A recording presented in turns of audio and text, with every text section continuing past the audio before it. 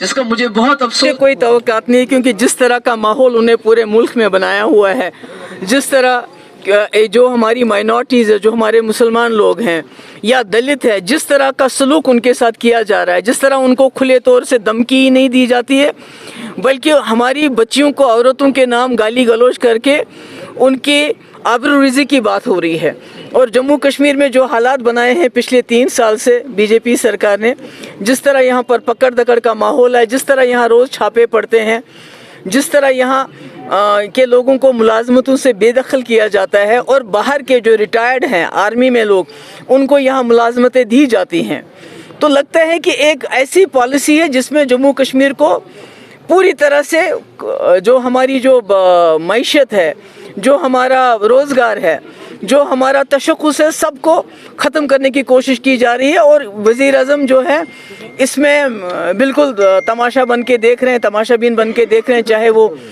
कोई भी जो दिल्ली में मुसलमानों के ख़िलाफ़ कोई बात हो, नफ़रत फैलाई जाए, और चाहे जम्मू कश्मीर में ये पकड़ दकड़ का माहौल है, वो तमाशा देख रहे हैं। इसलिए मुझे उनसे इस किस्म की कोई उम्मीद नहीं है इस वक्त। ये तो मैं कह रही हूँ कि अगर कोई जर्नलिस्ट फहाद शाह को देखिए, सजाद गुल को देखिए, इसको गौहर गिलानी को देखिए, और कितनों के मैं नाम लूँ, जो सच बात करते हैं उनको जेल में डाल दिया जाता है। ये तो जर्नलिस्ट का हाल है, जो इस कौम के पिलर होते हैं, जिनका काम ही होता है सच बोलना और सच्चाई लोगों तक लाना है। बाकी आम इंसान की तो बात ही नहीं है, मैं क्या कहूँ।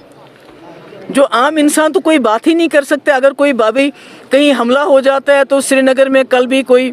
50-60 लड़कों को पकड़ के ले गए, कहीं पर कोई मस्जिद में कोई नारा देता है तो दूसरी जगह लोगों को पकड़ के ले जाते हैं। कुछ दिन पहले पुलवामा में हमारे कश्मीरी पंडित भाई के ऊपर हमला हो गया, कोई 100 लड़कों को इन्होंने गिरफ्तार किया, कोई सबूत नहीं होता है। किसी को कहते हैं वाइट कॉलर मिलिटेंट है, किसी को कहते हैं हाइब्रिड मिलिटेंट है, किसी को कहते हैं ये मिलिटेंटों का जो है हमदर्द है। उसके नाम पे लोगों को पकड़ के लिए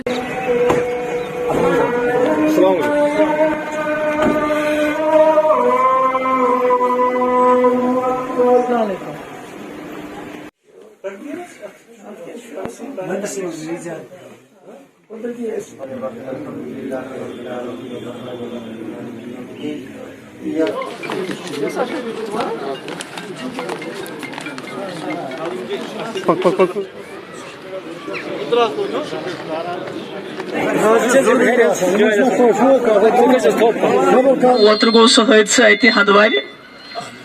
मस्जिद मज